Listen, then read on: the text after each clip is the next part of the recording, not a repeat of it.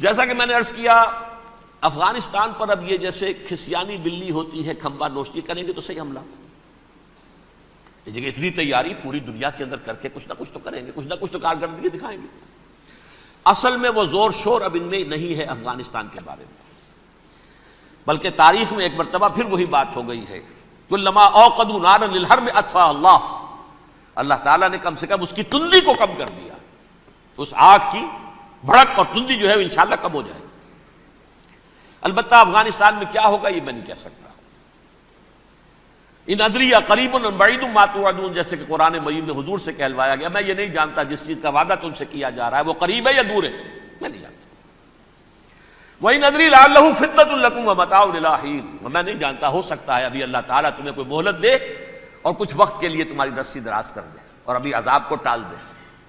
جب حضور سے یہ کہلوایا جا رہا ہے ان ادری، یہاں تک بھی کہلوا دیا گیا وَمَا أَدْرِي مَا يُفْعَلُ بِي وَمَا بِكُمْ، مجھے نہیں معلوم میرے ساتھ کیا کیا جائے گا، تمہارے ساتھ کیا کیا جائے گا۔ تو بہرحال کون دعوے سے کہہ سکتا ہے کہ یہ ہوگا؟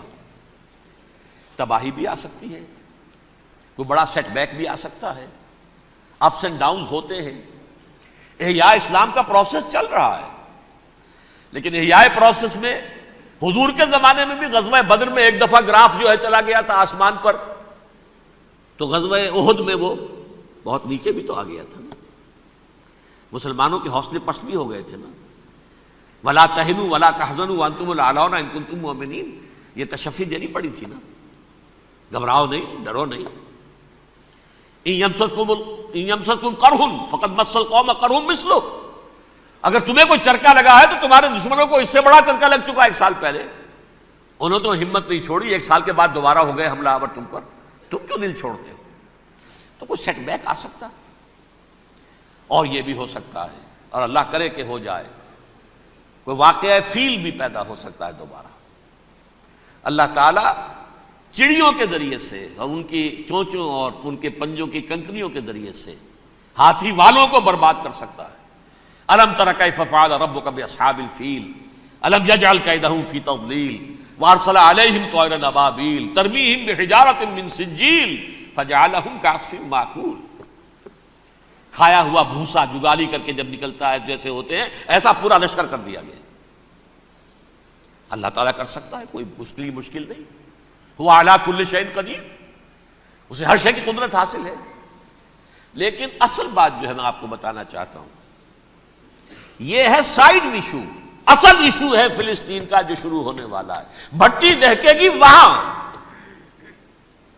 ظاہر بات ہے کہ اگر کوئی بہت بڑا اقدام ہو جاتا ہے فلسطینیوں کے خلاف، اور اگر واقعتاً مسجد اقصیٰ اور قبۃ الصخرہ گرا دیے جاتے ہیں، جو طوفان اٹھے گا عالم عرب میں، یہ حسنی مبارک ہو یا شاہ خالد ہو یا کوئی اور ہو، یہ نہیں روک سکتے اس طوفان کو۔ نوجوان خون اٹھے گا، غیرت اور جو بھی حمیت ہے، مسلمان ان پڑھ سے ان پڑھ اور بالکل بے دین، وہ بھی مسجد کی حرمت پر کٹ مرنے کو تیار ہو جاتا ہے۔ مسجد تو بنا دی شب بھر میں، ایمان کی حرارت والوں نے، من اپنا پرانا پاپی ہے، برسوں میں نماز ہی بن نہ سکا۔ وہ چاہے کانپور کی مسجد تھی مسلمانوں نے جانے دی ہے، چاہے وہ شہید گنج کی مسجد تھی مسلمانوں نے جانے دی ہے، چاہے نماز نہ پڑھتے ہو، لیکن یہ جو حرمت اور یہ جو حمیت اور یہ غیرت ہے، اس سے جو طوفان اٹھے گا یہ ہوگا اس ملحمۃ العظمی، اس کی طرف پیش رفت ہو رہی ہے۔ کتاب الملاحم سے احادیث کے حوالے سے کہ جن جنگوں کا حوالہ دیا حضور نے، پیشن گوئی کی ہے، اس کا نقطہ آغاز تھا خلیج کی جنگ۔ صدام حسین نے اسے کہا تھا یہ مدر آف وارز ہے، ام المحارب، یہ ایک جنگ نہیں ہے۔ اس کا نقشہ بھی حدیث میں موجود ہے، پیشن گوئی موجود تھی، اس وقت بھی ہم نے شائع کی تھی۔ لیکن اس میں جو جنگ اب ہونے والی وہ الملحمۃ العظمی۔ ملحمہ کسے کہتے ہیں؟ لحم گوشت کو کہتے ہیں، اور قصائی کی دکان کو عربی میں ملحم کہتے ہیں، جہاں گوشت کے ٹکڑے کیے جاتے ہیں۔ آج کل مشینوں سے ہوتے ہیں، اب جو ہے وہ ہاتھ سے چھریوں سے نہیں ہوتے، لیکن ٹکڑے ہو رہے ہوتے ہیں، جسموں کے چیتھڑے اڑ رہے ہوتے ہیں۔ ملحمہ، یہی لفظ استعمال کیا تھا حضرت سعد ابن عبادہ نے رضی اللہ تعالی عنہ یوم فتح مکہ۔ ان کے دل میں تھا کہ اب ہم انتقام لیں گے ان عربوں سے، ان قریش سے. الیوم یوم الملحمہ، الیوم یوم الملحمہ، یہ کہتے ہوئے جا رہے تھے. ایک خاص کیفیت، آج ہے گوشت کے ٹکڑے اڑانے کا دن. حضور سے کہا کسی نے جا کر کے ساتھ تو یہ کہہ رہے ہیں الیوم یوم الملحمہ، الیوم یوم الملحمہ. حضور نے فرمایا نہیں، ان سے کہو جا کر الیوم یوم المرحمہ، الیوم یوم المرحمہ، آج رحمت کا دن ہے، آج تو میں ان سب کو معاف کروں گا. لا تثریب علیکم اليوم، میں تم سے وہی بات کہہ رہا ہوں جو میرے بھائی یوسف نے کہی تھی اپنے بھائیوں سے. اذهبوا فانتم الطلقاء، جاؤ تم سب کے سب آزاد. وہ ملحمہ ہے جس کو کہ حضور نے حضرت معاذ بن جبل رضی اللہ تعالیٰ عنہ سے روایت ہے، اس میں سے جو ابو داؤد میں روایت آئی ہے اس میں الملحمۃ العظمی، عظمی مؤنث ہے اعظم کا. آپ کہتے ہیں جنگ عظیم اول، جنگ عظیم دوم، عظیم کا باپ ہو گیا اعظم، سب سے بڑا، اور اس کا مؤنث ہے سب سے بڑی، عظمی. الملحمۃ العظمی، سب سے بڑی لڑائی. میرے نزدیک یہ وار کے معنی میں نہیں ہے، بیٹل کے معنی میں. انگریزی میں یہ دو لفظ علیحدہ ہیں، وار، بیٹل. وار سالوں کو محیط ہوتی ہے، بیٹل کسی ایک خاص جگہ پر جو لڑائی ہوتی ہے اس کو کہتے ہیں. حضور کے اور قریش کے درمیان 6 سالہ وار تھی، جنگ تھی. لیکن battles, battle of Uhud, battle of Badr, یہ بیٹلز تھی، لڑائیاں تھیں. تو عظیم ترین جنگ شاید اس اعتبار سے نہ ہو جیسے کہ ورلڈ وار 1 اور ورلڈ وار 2، یعنی اس کی وسعت کا اتنا معاملہ نہیں اور طوالت کا نہیں، لیکن جو لڑائی جو ہے بیٹل ہونی ہے، جس کو کہ یہ لوگ، یا چونکہ میں نے کہا تھا شروع میں کہ سرما ہے میری آنکھ کا خاک حجاز و ہول قدس. نیو ٹیسٹمنٹ کی آخری کتاب ہے the book of revelation, revelation of Saint John. اس میں آرمگڈون کہا گیا ہے اسے. ہر مجدون، یہ عبرانی لفظ ہے، ہر کہتے ہیں اونچی جگہ کو، سطح مرتفع. مجدون میگیڈو، میگیڈو ایک وادی ہے، مرتفع، وادی مرتفع. یہ ہے واقع لبنان، اسرائیل اور شام کے درمیان جو ٹکڑا، جو ٹرائنگل بنتی ہے، یہ ہے، یہاں پر بڑی جنگ لڑی جائے گی. اور یہ جنگ جنگ صلیب ہوگی جو کہا ہے بش نے، یہ جنگ صلیب. سیکنڈ ملینیم شروع ہوئی تھی تو پہلی صلیبی جنگ ہوئی تھی، تھرڈ ملینیم شروع ہوا ہے، یہ سیکنڈ صلیبی جنگ ہے، یہ کروسیڈ ہے. اور میں اس مرتبہ امریکہ گیا تھا تو پہلی مرتبہ مجھے وہاں ایک رسالہ ملا ٹرمپٹ نام کا. یہ امریکہ کے جو بہت ایکسٹریمسٹ قسم کے پروٹیسٹنٹس ہیں، یہ ان کا رسالہ ہے. اور ان کے بارے میں اب کہا جا رہا ہے وہ کرسچین زائنسٹ ہیں. آپ شاید پہلی مرتبہ یہ لفظ سن رہے ہوں. زائنسٹ تو ہم سمجھتے ہیں یہودیوں کو، کرسچین زائنسٹ وہ ہیں جو ہیں تو عیسائی پروٹیسٹنٹس ہیں، لیکن اسرائیل کے وہ حمایتی یہودیوں سے بڑھ کر ہیں. یہ میری کسی پہلی تقریر میں شاید بہت سے حضرات کو یاد آ جائے، میں نے کہا تھا 4 سال پہلے ہمارا تنظیم اسلامی کا ایک کنونشن ہوا تھا ہوسٹن میں، امریکہ کا جنوبی علاقے کا شہر ہے. ایک سیشن اس میں ہم نے رکھا تھا انٹرفیتھ. ایک عیسائی کو بلایا تھا، ایک یہودی بہت بڑا وہاں کا عالم ہے اس کو بلایا تھا. اس یہودی عالم نے، ڈاکٹر وشوگراڈ، جو وہاں کی یونیورسٹی میں پروفیسر ایمیریٹس ہے، اس نے کہا تھا کہ یہ اسرائیل کی تو سپورٹ کر رہے ہیں عیسائی، ہم تو نہیں کر رہے. جو پریکٹسنگ یہودی ہیں وہ زیادہ اسرائیل کے حق میں نہیں تھے، یہ تو سن 67 کے بعد انہوں نے اسرائیل کو تسلیم کیا ہے. وہ تو منتظر تھے کہ ہمارا مسیحا آئے گا تو اس کی قیادت میں جنگ کریں گے، جیسے شیعہ منتظر تھے کہ مہدی موعود آئیں گے تو پھر ہم کچھ کریں گے. وہ امام خمینی نے کہا بھائی جب وہ آئیں گے آ جائیں گے، لیکن ہم کچھ راستہ کے لیے. زائنسٹ نے آگے بڑھ کر ریاست قائم کر لی، اور جب یروشلم پر بھی پورا قبضہ کر لیا تب جو ہے در حقیقت مذہبی یہودی جو ہے پھر انہوں نے اپنایا ہے، اون کیا ہے. اور نئے سیٹلمنٹس جو بھی بنے ہیں وہاں پر اسرائیل میں، اس میں اکثر و بیشتر مذہبی یہودی آیا، اور بروکلن کے علاقے سے سب سے بڑھ کر آئے ہیں، جو امریکہ میں نیو یارک کا ایک جنوبی علاقہ ہے، بہت بڑا یہودیوں کا بہت بڑا گڑھ ہے. نیو یارک کو جیو یارک بھی کہا جاتا ہے، وہ تو اصل میں مرکز جو ہے وہ تو یہودیوں کا ہے. اس حوالے سے وہاں پر جو کرسچن زائنسٹ کہلاتے ہیں وہ اسرائیل کے یہودیوں سے بھی بڑھ کر کہیں سپورٹ کریں. بہرحال اس دوسری صلیبی جنگ کا معاملہ جو میں کہہ رہا تھا، ٹرمپٹ نامی رسالہ، اس کا ایک مضمون ہے دی لاسٹ کروسیڈ. اب یہ آخری کروسیڈ ہے جو شروع ہونے والا ہے. میں تو حیران ہوں کس قدر کھل کے وہ باتیں کرتے ہیں۔ رومن کیتھولکس کو وہ کہتے ہیں کہ یہ شیطان ہے، یہ پوپ شیطان ہے، یہ یورپ کو اس نے جمع کیا ہے کرسچینٹی کی بنیاد پر، اور اس میں زیادہ تر کیتھولکس ہیں۔ آپ کو معلوم ہے برطانیہ بڑی مشکل سے شامل ہوا ان کے ساتھ، اس لیے کہ وہ پروٹیسٹنٹ کا سردار تھا، ابھی پوری طرح نہیں ہے۔ یورپ جو ہے وہ رومن امپائر دوبارہ یہ کھڑی کر رہا ہے، اور در حقیقت یہ جو ہے یہودیوں سے بھی چھیننا چاہتے ہیں اسرائیل کو اور فلسطین کو، اور مسلمانوں سے بھی، اور یہ وہی کروسیڈ جو تھے اربن ثانی کے، اس کی تیاری کر رہے ہیں تاکہ وہاں پر عیسائی حکومت قائم ہو جائے، کیتھولکس کی، پوپ کی حکومت قائم ہو جائے، جیسے ایسٹ تیمور میں کر دی ہے۔ ایسٹ تیمور میں کون سی حکومت بنی ہے؟ رومن کیتھولک اسرائیل میں بنے، تاکہ یہ سارے مقامات مقدسہ جہاں اسرائیل پیدا ہوئے، بیت حضرت مسیح پیدا ہوا، بیت الحم کہاں ہے؟ وہی ہے کہ نہیں؟ جہاں سے ریزریکشن ہوا ان کے خیال میں وہ کہاں ہے؟ وہیں پر ہے کہ نہیں؟ بڑے بڑے گرجے ان کے وہی ہیں۔ تو اس اعتبار سے ان کا کہنا یہ ہے یہ لاسٹ کروسیڈ کی تیاری ہو رہی ہے، یہ کیفور، اور ان کا کہنا یہ ہے کہ یہ پوری طاقت نیٹو کی جو ہے، یہ پہلے جرمنی سے لائی گئی بوسنیا، انہوں نے خود وہاں جنگ کروائی، انہوں نے خود وہاں پر ایتھنک کلینسنگ کروائی، پھر خود مصالحت کے لیے آ گئے، پھر کوسوو میں انہوں نے خود آگ بھڑکائی۔ یہ میں نہیں کہہ رہا، یہ وہ ٹرمپٹ رسالہ امریکہ سے چھپنے والا پروٹیسٹنٹس کا رسالہ ہے جو یہ کہہ رہا ہے۔ پھر انہوں نے کوسوو کے اندر کروایا، اور پھر وہ وہاں پر پیس فورس کی حیثیت سے آ گئے۔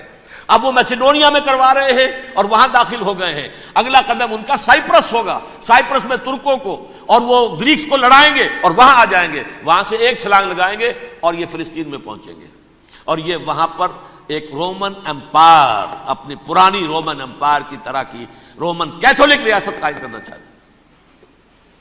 تو وہاں امریکہ کے عیسائیوں میں بھی کوئی ایک طبقہ نہیں ہے، کیتھولکس بھی ہے، کیتھولکس زیادہ نہیں ہے ہمدرد، لیکن اب تابع ہو چکے ہیں۔ اسحاق ریبین نے جب یہ پیس ٹاک شروع ہوئی تھی، آپ کو یاد ہوگا شاید، کہ جب وہ آیا تھا واشنگٹن سے واپس فلسطین اسرائیل، تو پہلے روم میں رکا for an audience with the Pope, اور پوپ کو اس نے ایک مرتبان سا پیش کیا تھا، حضرت سلیمان علیہ السلام کے زمانے کا مرتبان، اور کہا تھا دیکھیے 3000 برس تک ہم نے اس کی حفاظت کی ہے، اب یہ میں آپ کے حوالے کر رہا ہوں۔ اس کے بعد سے پوپ جو ہے بالکل رام ہو گیا، اور وہ عیسائیوں کے ساتھ اور یہودیوں کے ساتھ ان کا پورا معاہدہ ہو۔ اب پورا عیسائی ورلڈ جو ہے بعثت مجموعی یہودیوں کے شکنجے میں ہے۔ البتہ ان کے اندر بھی جھگڑے ہیں، جو وہاں پر وائٹ کرسچن ملیشیاز ہیں وہ ایکسٹریمسٹ ہیں کیتھولکس، ان کے نزدیک دشمن نمبر 1 یہودی، دشمن نمبر 2 مسلمان، دشمن نمبر 3 جو یورپ میں کالے ہیں، ایفرو امریکن، چاہے وہ عیسائی ہو گئے ہوں، کوئی بھی ہوں، یہ 3 دشمن ہیں جن سے انہوں نے کلینز کرنا ہے، صاف کرنا ہے ان کے خیال کے مطابق امریکہ کی سوسائٹی کو، اولاً یہود، پھر مسلمان، اور پھر یہ جو کالے ہیں۔ لیکن دوسری طرف پروٹیسٹنٹس کے اندر ایکسٹریمسٹ وہ ہیں جنہیں کہا جا رہا ہے یہ کرسچین زائنسٹ ہیں، یہ اسرائیل سے بڑھ کر سپورٹرز ہیں۔ بہرحال یہ اب جنگ ہوگی، اس کا نتیجہ کیا نکلے گا یہ تو اللہ ہی جانتا ہے۔ اب میں آخری بات کی طرف آ رہا ہوں۔ آخری نتیجہ تو جو بھی کچھ اپس اینڈ ڈاؤنز آئیں گے، تلک الایام نداولھا بین الناس، آخری نتیجہ ڈراپ سین وہ یہ ہوگا کہ اللہ کے دین کا بول بالا ہوگا، اور پوری دنیا پر محمد کے لائے ہوئے دین صلی اللہ علیہ وسلم کی حکومت قائم ہوگی۔ وہ گویا قیامت کی تمہید ہوگی، اس کے بعد بس قیامت آئے گی، کیونکہ مقصد کائنات، تخلیق کائنات پورا ہو جائے گا۔ پوری مخلوقات کے اندر مقصد تخلیق، کلائمیکس آف کریشن محمد الرسول اللہ صلی اللہ علیہ وسلم، دین کی تکمیل محمد الرسول اللہ صلی اللہ علیہ وسلم۔ اور اس خلافت عرضی کے لیے جو حضرت آدم کو خلافت دی گئی تھی، جب اس میں وہ خلافت پوری دنیا پر قائم ہو جائے گی، اس کا مقصد پورا ہو جائے گا، and that will be the beginning of the end۔ اس کے بعد قیامت ہے۔ آخری نتیجہ تو یہ نکلنا ہے۔ اس سے پہلے سزائیں ہمیں بھی مل رہی ہیں، اور یہاں میں کانٹے کی بات جو چھوڑ گیا تھا اس کو بیان کر دوں۔ اللہ نے اس مغضوب علیہم قوم کو، اس ملعون قوم کو کیوں اب تک چھوٹ دیے رکھی؟ میں بتا چکا ہوں یہ بڑے عذاب کے مستحق ہو چکے تھے حضرت عیسیٰ علیہ السلام کے زمانے میں، چھوٹ دی ہے ابھی تک ہے، بلکہ ایک مرتبہ ابھارا ہے، 1900 برس کے بعد ابھرے ہیں یہ، بالفور ڈیکلریشن 1917 سن 70 عیسوی کے بعد، تقریباً 1900 برس، 1850 برس تو ہے ہی کم سے کم۔ پھر creation of Israel 1948، 1967 extension of Israel, یروشلم پر قبضہ، یہ سارا جو ہے کیوں ہے؟ اللہ تعالیٰ اس خیر امت محمد صلی اللہ علیہ وسلم اس کے بہترین حصے کو سزا ان ملعونوں کے ہاتھوں دے رہا ہے۔ کیوں؟ جو جرم انہوں نے کیا تھا وہی ہم نے کیا۔ انہوں نے اللہ کی کتاب کو پیٹھ کے پیچھے پھینکا، نبذ فریق من الذین اوتوا الکتاب کتاب اللہ وراء ظہورہم، ہم نے اپنی پیٹھوں کے پیچھے پھینکا کہ نہیں؟ کولونیل رول سے آزاد ہوئے، کہیں اسلامی قانون نافذ کیا، کہیں اسلامی نظام قائم کیا، تو جو جرم ان کا تھا وہی ہمارا ہے، اور ہم خیر امت ہیں، اور ہمارے میں سے خیر ترین عرب ہیں، ان پر اللہ کا فضل، ان کی مادری زبان میں اللہ کی کتاب موجود ہے، پھر انہوں نے اللہ کے دین کو پیٹھ دکھائی۔ جو ملک آزاد ہوا کولونیل رول سے، یا اس نے قبلہ کر لیا اپنا ماسکو کی طرف یا کر لیا واشنگٹن کی طرف، کسی نے مکے کو قبلہ بنایا، یہ بدترین سزا ہے۔ ویل للعرب من شر قد اقترب۔ اور ترمذی شریف میں تو یہاں تک روایت ہے، من اقتراب الساعۃ ہلاک العرب، قیامت کے قرب کی ایک نشانی یہ بھی ہوگی کہ عرب ہلاک ہو جائیں گے۔ ایک حدیث میں الفاظ آتے ہیں کہ حضور نے جب کہا یہ ہوگا یہ ہوگا یہ ہوگا، یہ بربادی آئے گی، تو کسی زوجہ محترمہ نام میں بھول رہا ہوں، انہوں نے پوچھا کہ عرب اس دن کہاں ہوں گے؟ فرمایا العرب یومئذ قلیل، بہت کم ہوں گے۔ آخری خاتمہ ہونا ہے یہود کا حضرت مسیح علیہ السلام کے ہاتھوں، وہ عذاب جو 2000 برس تک ان سے ٹلا رہا وہ آئے گا، اور ان کے رسول ہی کے ہاتھوں آئے گا۔ لیکن اس سے پہلے مسلمانوں پر یہ عذاب آ رہا ہے، ہولوکاسٹ کے درجے کا عذاب آئے گا، آ رہا ہے۔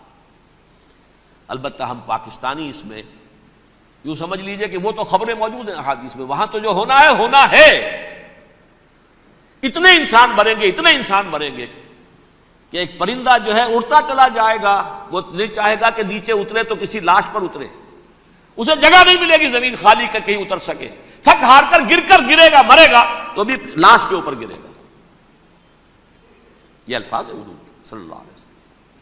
الملحمۃ العظمی الملحمۃ الکبریٰ، یہ لاسٹ کروسیڈ، ٹرمپٹ اخبار نے، میں اس کا فوٹو اسٹیٹ بھی کبھی آپ کو دکھا دوں، ویسے میرے ساتھ ہے وہ رسالہ ٹرمپٹ، دی لاسٹ کروسیڈ، اس کی تیاری ہو رہی ہے۔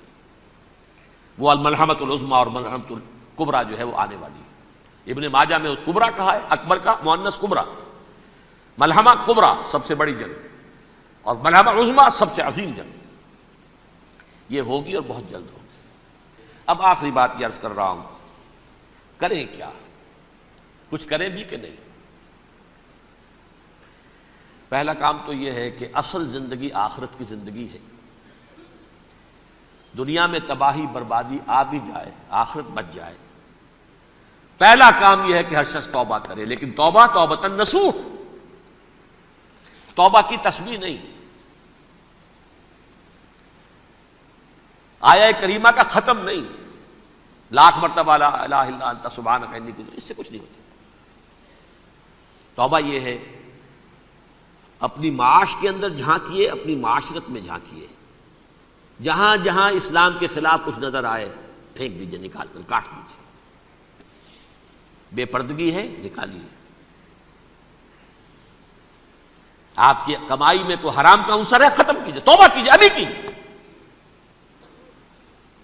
عملی توبہ، فرائض کی ادائیگی میں کوتاہی ہو رہی ہے، ابھی شروع کیجیے۔ اللہ کے دین کے غلبے کے لیے جد و جہد، ان صلاتی و نسکی و محیایا و مماتی للہ رب العالمین لا شریک لہ وبذالک امرت وانا اول المسلمین۔ بڑھیے آگے۔ اگر میرے اور آپ کے کیے کچھ نہ ہوا تب بھی کم سے کم میری اور آپ کی آخرت تو بن جائے گی، عاقبت تو بن جائے گی۔ اخروی عذاب، سب سے بڑا عذاب، دائمی عذاب، اس سے ہم بچ جائیں۔ دوسرا کام ہے اجتماعی توبہ۔ اجتماعی توبہ کیسے ہوگی؟ یہ سلطنت خدا داد پاکستان جو اللہ نے عطا کی تھی،